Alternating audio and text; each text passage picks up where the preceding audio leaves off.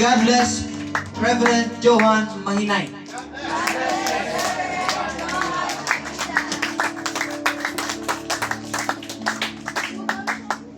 Praise God. Makakapo muna tayo mga kapatid. Ang daming haba ng pagpapakilala ni Pastor sa akin.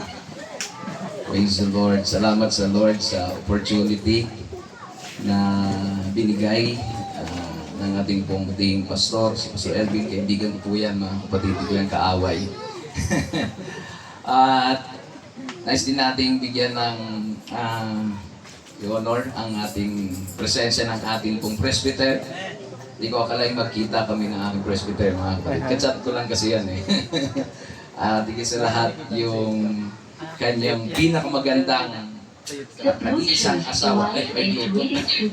Ako ba yun? So, salamat sa Lord na sila po ay narito, mga kapatid. Amen. Ganyan din sa mga bisita, kung mayroong bisita ngayong gabing ito o hapon na ito, salamat po sa inyong pagpunta. At naniniwala ako, hindi po kayo nagkamali ng pinuntahan.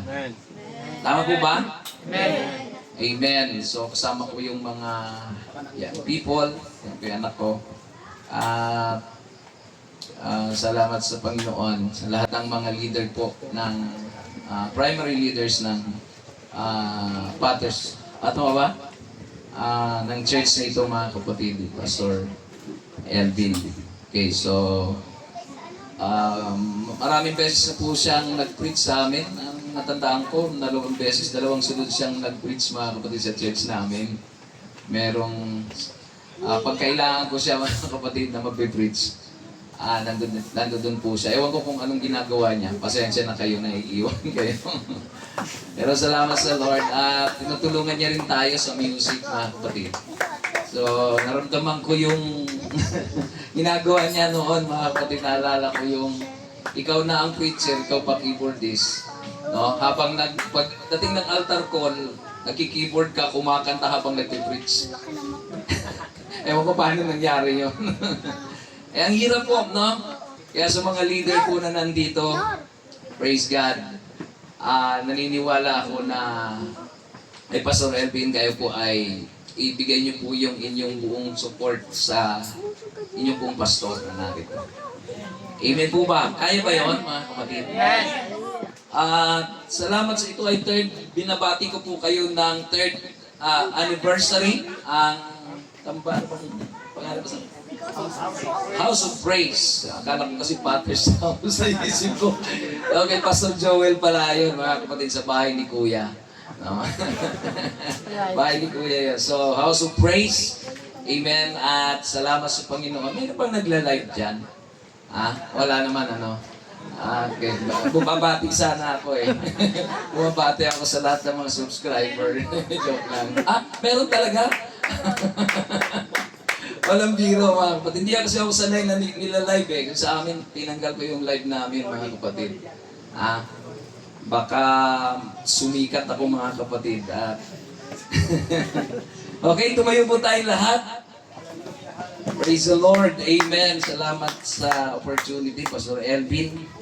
At ganun din, meron pala ako nakalimutan yung kanyang magiging kasama sa buhay. Narito ata, mga kapatid. Salamat at nandito siya. Nakalimutan ko yung pangalan. Si Kaina, no? So, salamat nandito siya. Dapat nandyan siya, mga kapatid. Joke lang.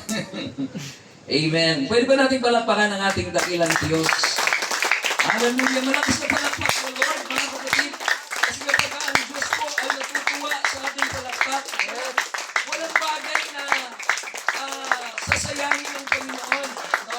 Kapag siya ay natuwa sa pagsamba mo.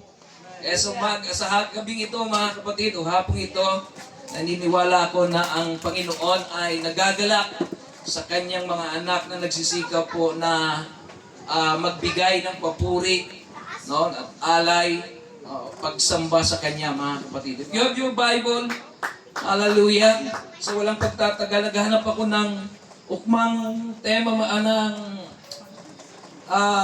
title, mga kapatid, sa inyo pong team. At naniniwala ako na maaaring ito ay maging mga kapatid, Amen? Dahil ang salita naman ng Panginoon ay hindi po naluluma o hindi po na-outdate mga kapatid o nalilihis. Palagi po yan tumatama sa bawat isa sa atin. Amen. So sa inyo pong team na stronger together, moving higher. Amen. O doon na sa mababa itong lugar na to, nasa taas mga kapatid. Amen. Kailangan tumaas po yung inyong lugar ng pananampalataya. Lahat ng may pananampalataya sa gabing ito mga kapatid, kawayan nga natin ang ating Lord. Hallelujah. Praise the Lord. Sa Mark chapter 2 verse 1. Amen. Ito po ay lagyan ng konting echo. Konti lang. Okay na yun kanina. Verse 1. A few days later, when Jesus again entered Capernaum, the people heard that they had come home. They gathered in such large numbers that there was no room left, and even outside the door, and he preached the word to them. Some men came, bringing to him a paralyzed man, carried by 4 of them, since they could not get him to Jesus because of the crowd. They made an opening in the roof above Jesus by digging through it, and then lowered the man who was lying on. When Jesus saw their faith, he said to the paralyzed man, "Son, your sins are forgiven." Verse, mukhang kailangan ko ng ayun, malinaw lang. Now some teachers of the law were sitting there, thinking to themselves, "Why does this fellow talk like that? No, it's blasphemy. Who can forgive sins but God alone?"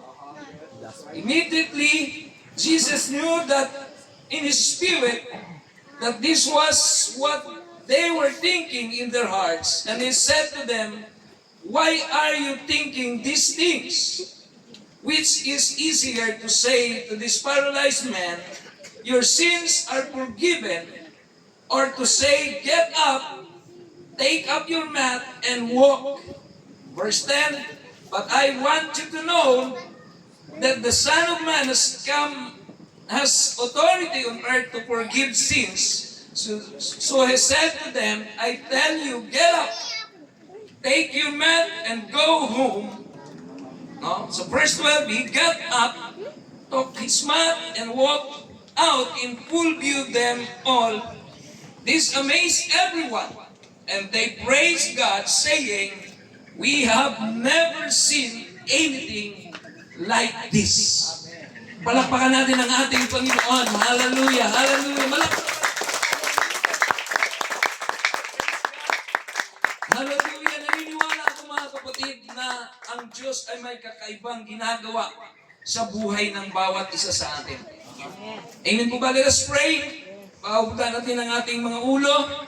Kita natin ating mga mata. Dakilang Diyos, salamat sa salita mo, Panginoon. Amen. Hallelujah. Pagpalain niyo po ang salita mo na aming nabasa at narinig ngayon. Ayahan mo, Panginoon, na ito ay tumimo sa aming mga puso at kaisipan. Buksan niyo ang dudakong ito, Panginoon, ng iyong kapangyarihan, Panginoon. We ask your Holy Spirit to move, hallelujah, sa lahat ng nakakarinig, sa lahat ng nakakita, Panginoon, sa oras na ito. In the name of Jesus, anoint thy servant as I speak your word in Jesus' name. Amen. Hallelujah. Malakas na palakpak sa Diyos. Hallelujah. Hallelujah. Hallelujah. Amen. Malayan na po tayo makakaupo. Sabihin mo sa katabi mo, maligaya o happy 3rd anniversary. Sana patuloy ka pang tumibay at mag-move up. Hallelujah, sa pananampalataya. Gusto kong dalhin kayo mga kapatid. Ito yung nakita ko na magandang bagay mga kapatid doon sa binanggit ng Mark chapter 2 verse 1. So, breaking your Sili.